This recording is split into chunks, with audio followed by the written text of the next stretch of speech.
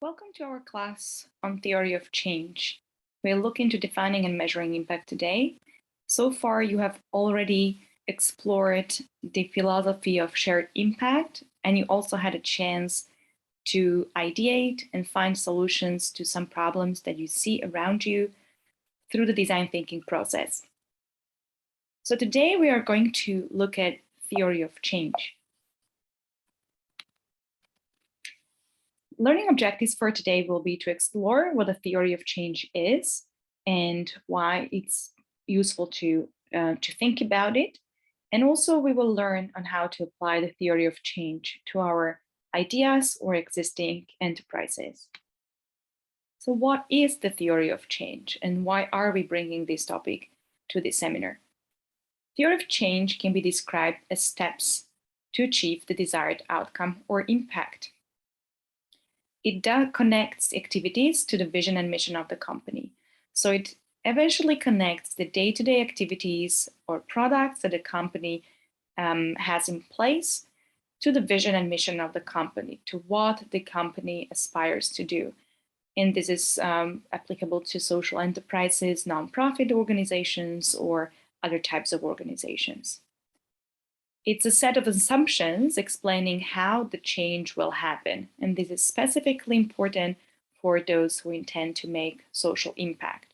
So the set of assumptions on how the different interventions, products, or services will actually make an eventual impact and the change.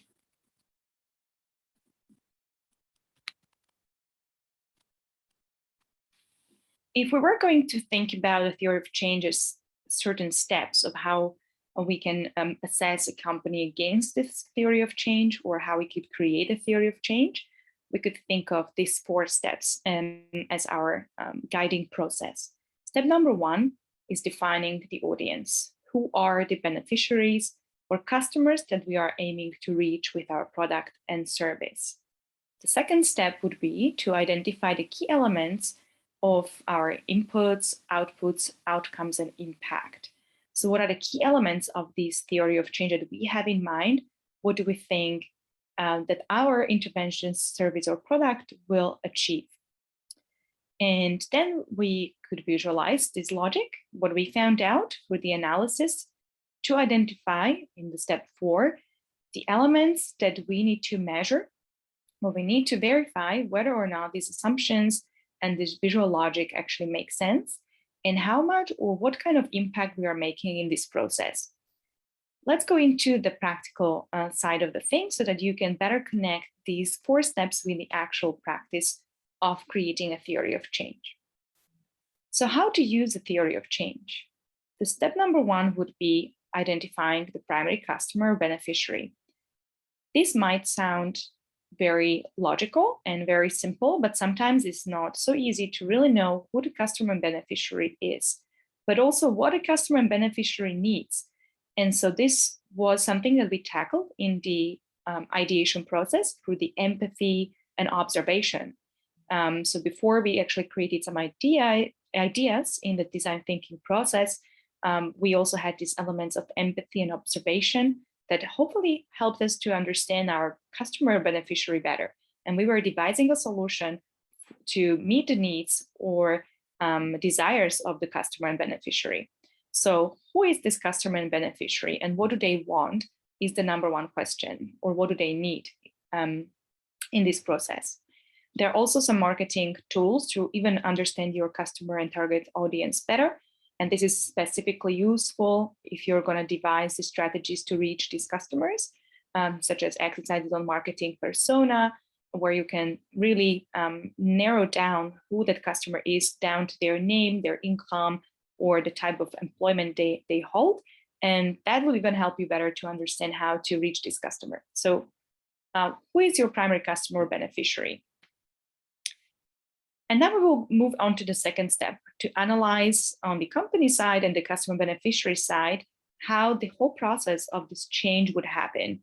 What is a chain of or the sequence of these different actions or assumptions that we have about our product or service, how they will impact the customer beneficiary at the end of the day, or how they will change the society at the end of the day. So first element is the input. And here what we mean by the input is the actual product or service that you have. This could be training, it could be an application, it could be really anything. Let's take an example that we are going to develop a mobile application for mental health, to improve somebody's mental health. We have observed that this is a common problem in our society, and we have prototyped a product, and now we have this product that we want to offer to change this issue of mental health. We want to improve mental health in this population, in this territory, in the city, in my school, wherever you are operating. So that's your input. Now, if this prototype, this product actually becomes used or is used by the customer beneficiary, it becomes an output. Now, how does your product translate into an output? There are some assumptions to be made here. So, things and then processes that you need to put in place in order to bring your product to market, if you will. And those would be, marketing strategies, and also thinking about what are the minimum features that my product or service needs to have in order to be used by the customer and beneficiary, right? So again, we could say that we have this application for mental health well-being, and we reach our customers. We marketed our product, and this product has been used by the customers. Now, simply because the customers use a product does not really mean that it's making an impact. We need to observe and understand how that actually happens. So first of all, we should reach a stage of having some outcome of the use of our product by the beneficiary or customer. Say, in the case of the mental health app, we could observe, or we could say that a customer has improved their well-being, they have been happy more. However, how you measure that is important, right? So we make some assumptions that the customer has used the product correctly, and therefore there has been an outcome, which is an improved mental health or well-being of the customer or beneficiary at the time of using the application. So again, this is an assumption that would need to be verified, because if we want to know whether our product has the desired outcome, we would need to verify that through either some data collection or conversations with the customers. And then finally, the last stage in the theory of change observation is the actual impact. So after the outcome, after one person has actually experienced some improvement, how does that translate into a wider impact in the society or on the mental health and well-being of a population? This is what we see as an impact or as the change that we are trying to make in the society through our product or service that is at the very start of this theory of change sequence, up to the impact. So there are also some assumptions to be made on how outcomes translate into impact. Are there any elements or things that could prohibit the outcomes to translate into wider impact? Say these could be things like low adoption of our solution, or it could be other various external factors that would prevent our product or service to translate into a wider change in the society. So this is the chain of, or the steps to analyze not only the product, but also what happens with the product along its journey to achieve the desired impact. And this can really help us to go back and through these different questions at the assumption points to observe and scrutinize our product or service and really understand how it interacts with the beneficiary or customer, and whether it reaches its last stage, the desired impact that we envision for this product or service. Now, how do we measure actually the impact of our product and service? So we want to reach that last stage, perhaps, and there are many different ways how to measure this impact. I will use an example of this impact framework by the Acumen Academy to propose one of the ways we could look at impact. In order to measure impact, we need to first understand what we mean by impact. And sometimes we could have a set of criteria to meet by the investors. If you are seeking investment from social impact investors, there will be some criteria to reach. However, also perhaps if you're a nonprofit organization or charity, you could be applying for funding for funders or governments, and you would be defining impact or the outcomes of your project or programs that you will be working on with them or with their funding. However, you also want to know for your own organization to understand what are you doing and how are you achieving what you have in your mission and vision. And so this framework could help you to look at what you're doing and how much impact that creates. So this is one of the proposed frameworks that you could apply thinking about your idea or company. So in the very simple 3 questions that you could ask yourself are we reaching the right customers or beneficiaries? So the target audience, does it match with whom we intended to serve, whom we say are our beneficiaries or people we are helping in our mission or vision and in what we do and how we communicate with the wider audience. So sometimes it can happen that you would have a target audience, but eventually your product or service is used by a completely different population.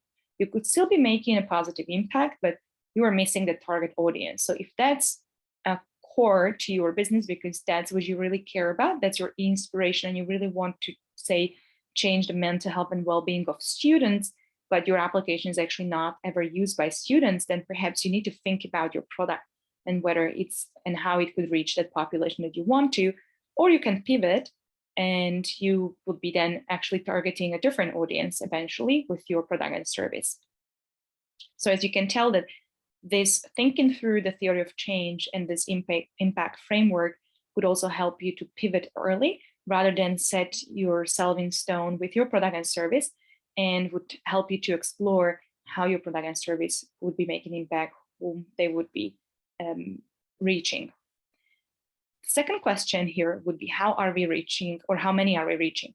So the breadth of our impact. Are we reaching the critical mass? Are we reaching too few? Because it's great to have a mental health app, but if it's only used by 3 people, is that really an impact that we want to create? Or do we want to reach a certain population, certain percentage of that population that needs this service or this product? So how many are we reaching in this target audience? So not only that we're reaching the right audience, but how many of that audience are we reaching? That's also an important element of measuring and understanding our impact. And then how are their lives changed, or how much impact do we make in their lives? So not only how many people have been reached and how many beneficiaries, or whether they are the right beneficiaries to start with, but also how much actually has this impact created, or how much improvement there has been in the lives of these beneficiaries, of these customers, because of our intervention, because of our service, or because of our product. Has there been this improvement? And some of these points might be a little bit harder to get the data on, but eventually, if we really want to make sense of our impact, if we want to understand how and how much impact we are making, this will be the considerations to make. This could be the framework that would then guide us on designing data collection methods or points where we need to collect the data in order to understand the impact and to communicate the impact. So to summarize, making an impact and measuring the impact are the 2 different things in a way, because you can be making an impact, you can be set out to make an impact, and you have really good intentions, you're a social enterprise, and you have a great product, but you don't have a proof of making an impact at all. So that's why the theory of change could be used to help you really understand where and when you should be gathering the data, and also what kind of data you would want to be gathering in order to measure the impact that you're trying to make. However, also this process, it also makes you understand whether or not you are actually making the impact, or maybe whether your solution could potentially have also a negative impact. This can be also the case, and the theory of change could really help you to understand and examine whether there are any unintended consequences to your solution. If you're going to go through some of the readings or read more about such cases where good intentions had negative consequences on the actual wider population, you can go into the readings of this class. That was the case, for instance, with distribution of malaria nets, where it created certain competition and unavailability of this product to those who needed it, even though the nets had been distributed to a lot of those who needed it for free. But essentially, it disrupted the whole market of malaria nets, and some of the population who was not the direct beneficiary of the intervention had actually a problem to access these nets as a consequence of this intervention. So explore more of these kind of scenarios, and the theory of change hopefully helps you to identify these early on and to see whether your solution or your product has positive impact or unintended consequences, and also how much impact your solution has. So I hope that this little lecture has brought some interesting content to you, and you are now able to apply the theory of change, this concept, to thinking about your solution, your ideas, or the companies that you are working with, and how they are and how are you making a positive impact on the society.